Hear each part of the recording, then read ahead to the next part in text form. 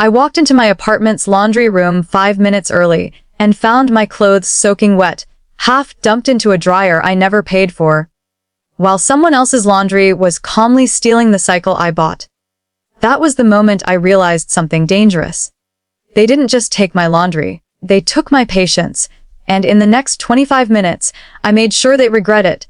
If you've ever felt disrespected, taken advantage of, or treated like you wouldn't fight back, hit that like button, subscribe, and brace yourself.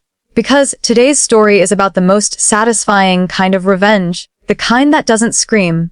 It locks the door and walks away. The setup, a small room, a big injustice. Apartment living teaches you a lot about people, mostly how selfish some of them can be. The laundry room in my building wasn't fancy. Old machines, industrial beige walls, flickering fluorescent lights that hummed like they were exhausted just existing. But it worked. And more importantly, it wasn't free.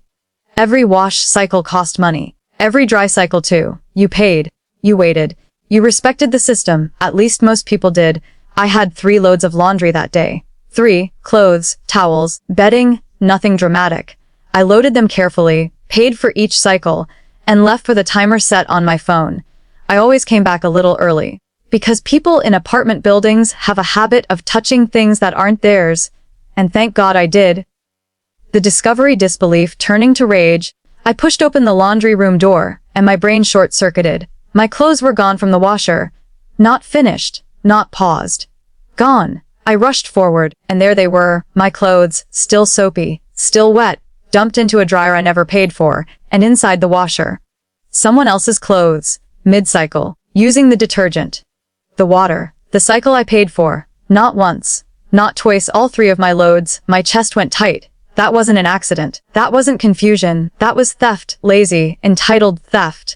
Someone had walked in, looked at my paid cycles, and thought, "Oh nice, free laundry." The details that made it personal. Then I noticed something that made my stomach twist. Lint. My clothes had been dragged through the uncleaned lint traps on the dryer doors. If you've ever cleaned those, you know. Dust. Hair. God knows. What from other people's clothes. They didn't just steal from me. They treated my things like trash. My hands curled into fists. My jaw clenched so hard it hurt. I checked the machines. 25 minutes left. 25 minutes to decide who I was going to be. The person who complained be, or the person who taught a lesson. The antagonist, a faceless, infuriating thief. Here's the worst part. I didn't know who did it. No face. No name. Just the silent confidence of someone who had clearly done this before. Because you don't steal 3 loads unless you've gotten away with it. This wasn't a one-time jerk move. This was a pattern. And suddenly, I wasn't just angry for myself. I was angry for every neighbor who'd probably come down here, confused, feeling stupid, wondering if they messed up. That thought flipped a switch in me. The turning point: cold, focused resolve. The machines were old school, analog hardware, clunky buttons, mechanical locks, but someone had graded them with a Bluetooth system, an app that controlled the door locks, syncs to the power supply, which meant one thing. If you knew how they worked, you could break the rules legally. And I did.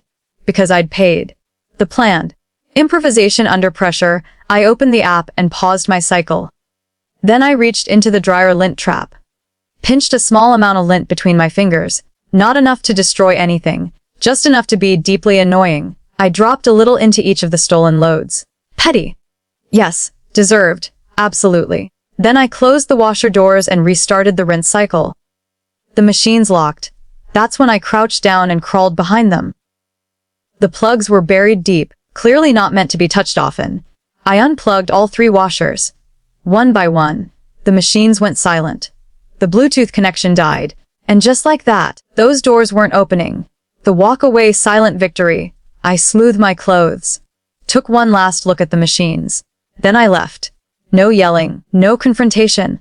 I took my laundry to a different floor and paid for a fresh cycle, worth every cent.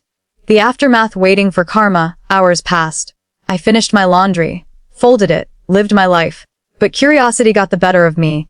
On my way back, I stopped by the second floor laundry room, and oh nah, 3 washers were having issues. Apparently, they wouldn't let someone's clothes out. How unfortunate. I stood there for a moment, trying very hard not to smile. The imagined reaction justice served, I could picture it perfectly. Someone marching in, confident, pulling on the door. Nothing, trying again. Panic setting in. Maybe they'd complain. Maybe they'd wait. Maybe, just maybe, they'd realize hey, maybe I should pay for my own damn laundry. Their clothes were trapped. Soapy. Damp. Smelling like consequences, and I felt something beautiful. Relief. No screaming match. No vandalism. No broken rules. Just patience. Knowledge. And a locked door. For the first time since moving into that building, I didn't feel small. I felt respected. Revenge doesn't always need fireworks. Sometimes, it just needs timing, and maybe a little lint, because karma doesn't always show up loudly. Sometimes, it hums quietly behind a washing machine. If this story made you smile, hit like, subscribe, and tell me in the comments. What's the pettiest revenge you've ever seen, or wanted to pull off?